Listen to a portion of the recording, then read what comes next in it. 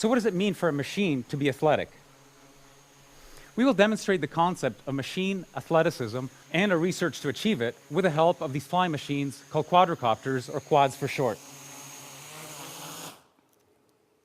Quads have been around for a long time. The reason that they're so popular these days is because they're mechanically simple. By controlling the speeds of these four propellers, these machines can roll, pitch, yaw, and accelerate along their common orientation. On board are also a battery, a computer, various sensors, and wireless radios. Quads are extremely agile, but this agility comes at a cost. They are inherently unstable, and they need some form of automatic feedback control in order to be able to fly.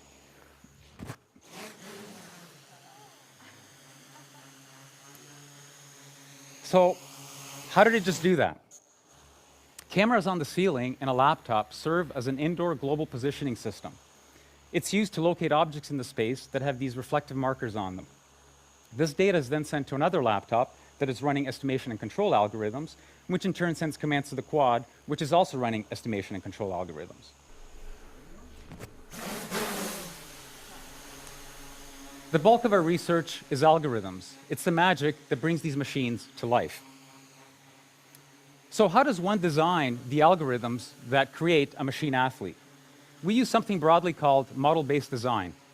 We first capture the physics with a mathematical model of how the machines behave. We then use a branch of mathematics called control theory to analyze these models and also to synthesize algorithms for controlling them. For example, that's how we can make the quad hover. We first capture the dynamics with a set of differential equations. We then manipulate these equations with the help of control theory to create algorithms that stabilize the quad. Let me demonstrate the strength of this approach.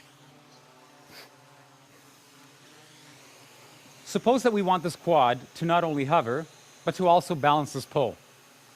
With a little bit of practice, it's pretty straightforward for a human being to do this, although we do have the advantage of having 2 feet on the ground and the use of our very versatile hands.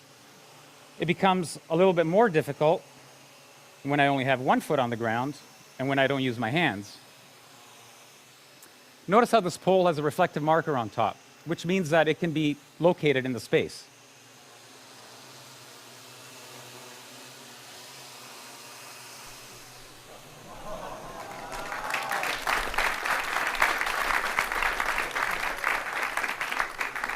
You can notice that this quad is making fine adjustments to keep the pole balanced. How do we design the algorithms to do this? We added the mathematical model of the pole to that of the quad. Once we have a model of the combined quad-pole system, we can use control theory to create algorithms for controlling it. Here you see that it's stable, and even if I give it little nudges, it goes back to the nice balanced position. We can also augment the model to include where we want the quad to be in space. Using this pointer, made out of reflective markers, I can point to where I want the quad to be in space, a fixed distance away from me.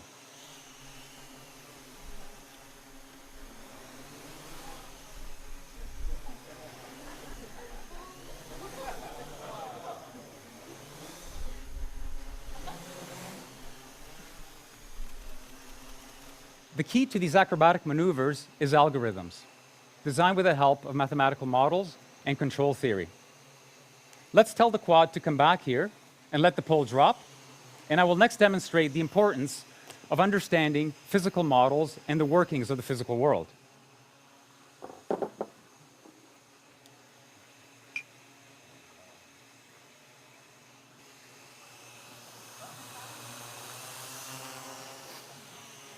Notice how the quad lost altitude when I put this glass of water on it.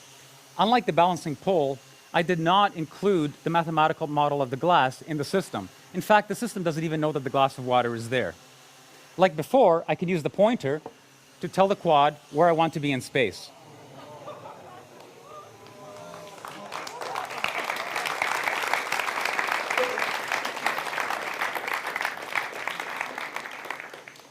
Okay, you should be asking yourself, why doesn't the water fall out of the glass?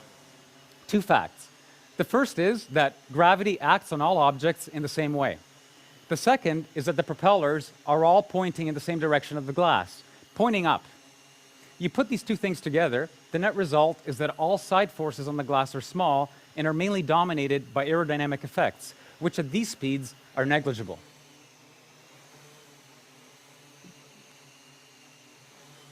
And that's why you don't need to model the glass. It naturally doesn't spill, no matter what the quad does.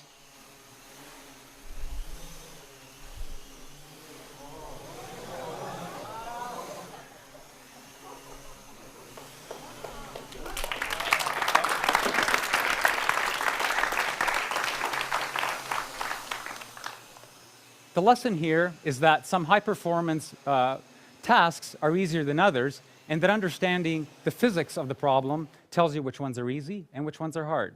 In this instance, carrying a glass of water is easy, balancing a pole is hard. We've all heard stories of athletes performing feats while physically injured. Can a machine also perform with extreme physical damage? Conventional wisdom says that you need at least 4 fixed motor propeller pairs in order to fly, because there are 4 degrees of freedom to control: roll, pitch, yaw, and acceleration. Hexacopters and octocopters with 6 and 8 propellers can provide redundancy, but quadcopters are much more popular because they have the minimum number of fixed motor propeller pairs, 4. Or do they?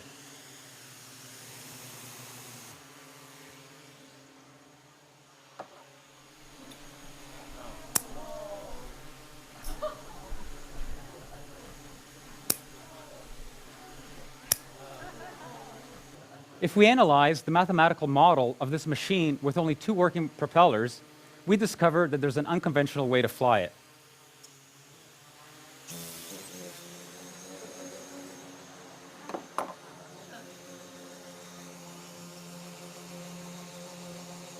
We relinquish control of yaw, but roll, pitch, and acceleration can still be controlled with algorithms that exploit this new configuration.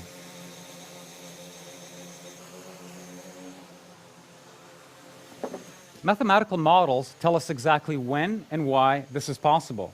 In this instance, this knowledge allows us to design novel machine architectures or to design clever algorithms that gracefully handle damage, just like human athletes do, instead of building machines with redundancy. We can't help but hold our breath when we watch a diver somersaulting into the water, or when a vaulter is twisting in the air, the ground fast approaching. Will the diver be able to pull off a re-entry? Will the vaulter stick the landing? Suppose we want this quad here to perform a triple flip and finish off at the exact same spot that it started.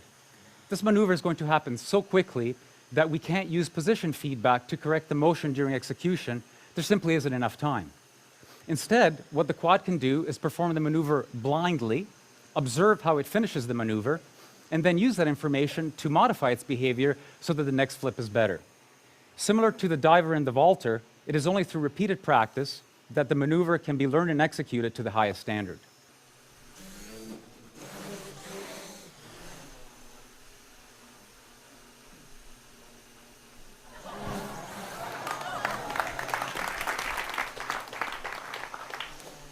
Striking a moving ball is a necessary skill in many sports. How do we make a machine do what an athlete does seemingly without effort?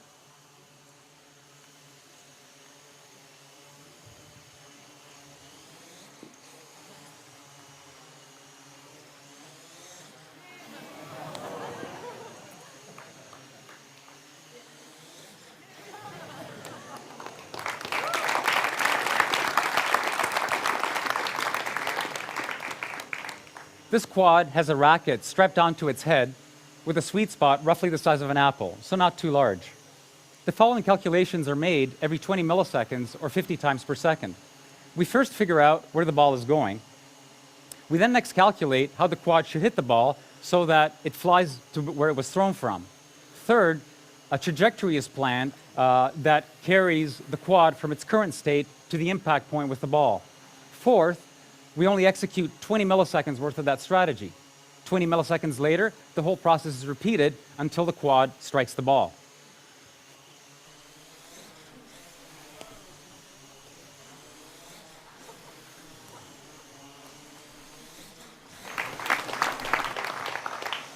Machines can not only perform dynamic maneuvers on their own, they can do it collectively. These 3 quads are cooperatively carrying a Skynet.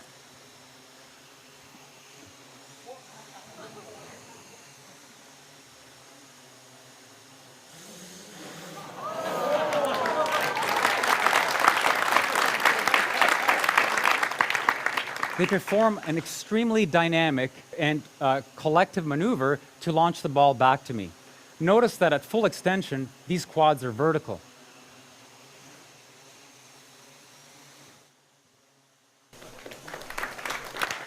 In fact, when fully extended, this is roughly 5 times greater than what a bungee jumper feels at the end of their launch.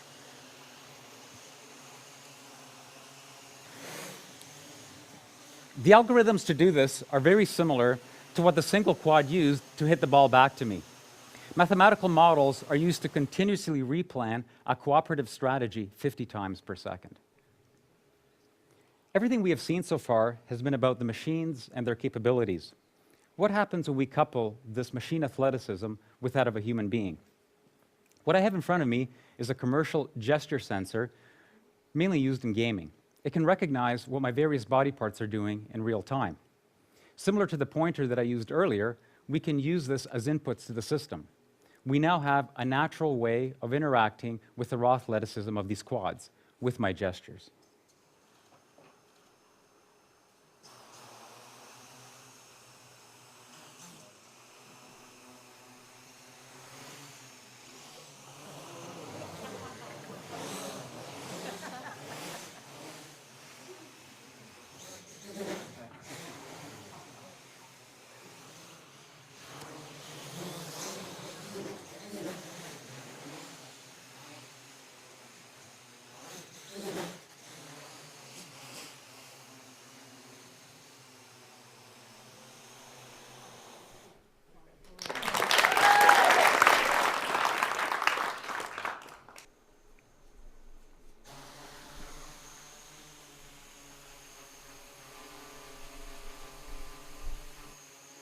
Interaction doesn't have to be virtual, it can be physical. Take this quad, for example. It's trying to stay at a fixed point in space. If I try to move it out of the way, it fights me and moves back to where it wants to be. We can change this behavior, however. We can use mathematical models to estimate the force that I'm applying to the quad. Once we know this force, we can also change the laws of physics, as far as the quad is concerned, of course. Here the quad is behaving as if it were in a viscous fluid. We now have an intimate way of interacting with a machine. I will use this new capability to position this camera-carrying quad to the appropriate location for filming the remainder of this demonstration.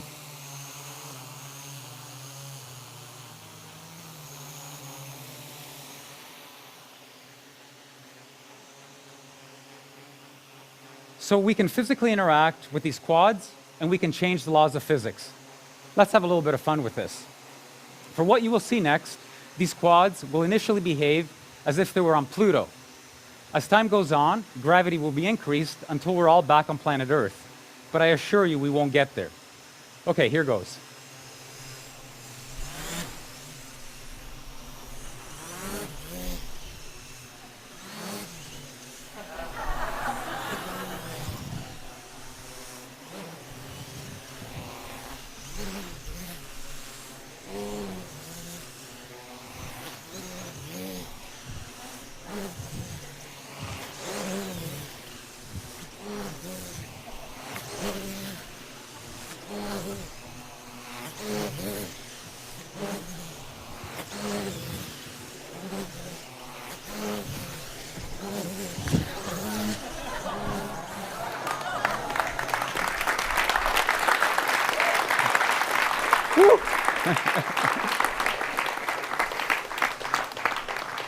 You're all thinking now, these guys are having way too much fun. And you're probably also asking yourself, why exactly are they building machine athletes? Some conjecture that the role of play in the animal kingdom is to hone skills and develop capabilities. Others think that it has more of a social role, that it's used to bind the group. Similarly, we use the analogy of sports and athleticism to create new algorithms for machines, to push them to their limits. What impact will this breed of machine have on our way of life? Like all our past creations and innovations, they may be used to improve the human condition, or they may be misused and abused. This is not a technical choice we are faced with, it's a social one. Let's make the right choice, the choice that brings out the best in the future of machines, just like athleticism and sports, can bring out the best in us. Let me introduce you to the wizards behind the green curtain. They're the current members of the Fly Machina research team.